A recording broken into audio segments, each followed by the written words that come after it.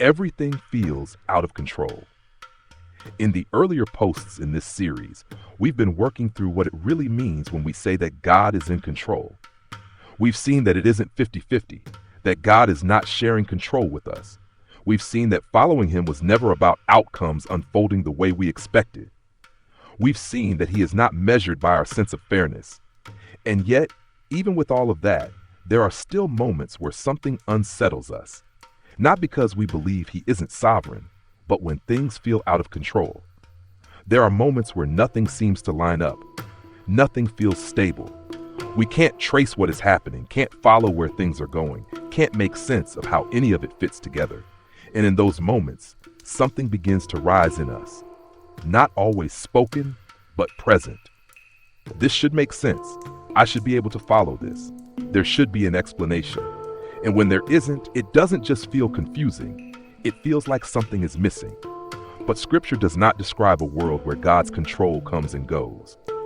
It describes a God whose rule never shifts. The Lord has established his throne in the heavens, and his kingdom rules over all. Psalm 103, verse 19. Our God is in the heavens. He does all that he pleases. Psalm 115, verse 3.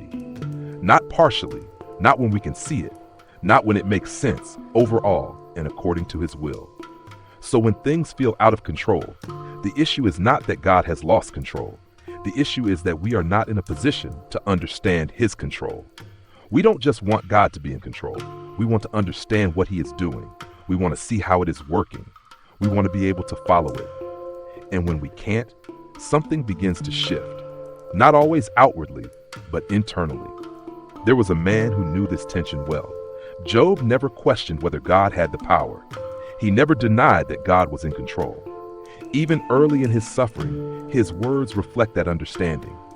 The Lord gave, and the Lord has taken away. Blessed be the name of the Lord. Job chapter 1, verse 21.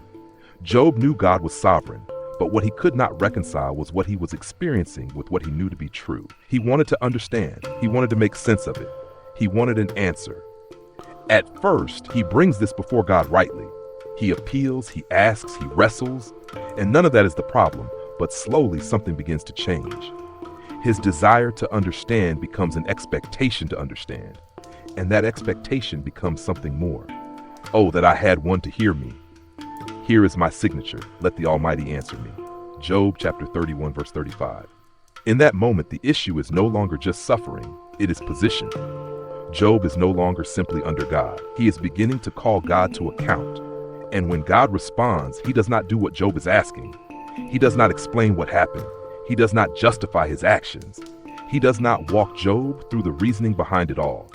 God does not answer Job's questions. He answers Job's position. Where were you when I laid the foundation of the earth? Tell me if you have understanding. Job chapter 38, verse 4. Shall a fault finder contend with the Almighty? He who argues with God, let him answer it. Job chapter 40, verse 2.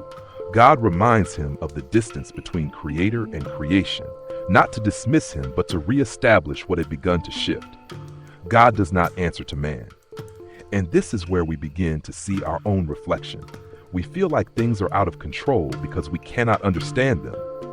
But Scripture never presents God's sovereignty as something we are able to trace. For my thoughts are not your thoughts, neither are your ways my ways, declares the Lord. Isaiah chapter 55, verse 8. The secret things belong to the Lord our God. Deuteronomy chapter 29, verse 29. We are not given full access to what he is doing. We are not placed in a position to evaluate it.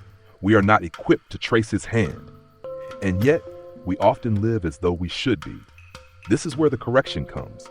God is not sovereign because we understand him. He is not sovereign because we can trace what he is doing. He is sovereign because of who he is. He has the authority to act. He has the power to act. And as Nebuchadnezzar finally recognized, he does according to his will, and none can stay his hand or say to him, "What have you done?" Daniel chapter 4, verse 35. No one can say to him, "What have you done?" Not because we are afraid to ask, but because we are not in a position to demand an answer. That is sovereignty, and that places us in a position we do not naturally like, because we are not observers evaluating what he is doing. We are the created living under what he is doing. So do not stand over his actions, measuring them. We do not require explanation before we trust. We do not need to trace his hand to know that he is in control. We trust because we are his, because he is God, because we are not in a position to do anything else. And we must be clear about something we often blur. God's sovereignty is not defined by his character. He is not sovereign because he is loving. He is not sovereign because he is gracious. He is sovereign because he is God. If his character were different, his sovereignty would not change. Our position would not change. Our response would not change. We would still be under him. We would still owe him trust. But Scripture does not leave us wondering what he is like. The Lord is merciful and gracious, slow to anger, and abounding in steadfast love. Psalm 103, verse 8. This is not what makes him sovereign, but it is who he is. And this is where this begins to change how we live.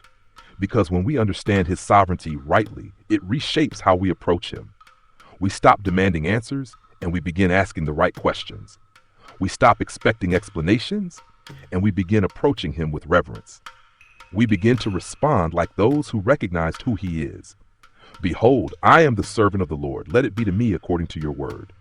Luke chapter 1, verse 38. The Lord gave, and the Lord has taken away. Blessed be the name of the Lord. Job chapter 1, verse 21. This is not resignation. This is recognition. Recognition of who he is. Recognition of where we stand.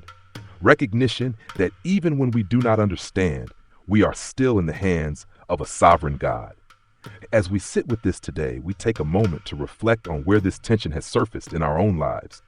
Where have things felt out of control because we could not make sense of them? Where have we begun to expect an explanation for what God is doing? And where might we be invited to respond differently, not by demanding answers, but by recognizing who he is? If you are willing, share your reflections or questions in the comments so we can learn and walk this journey together.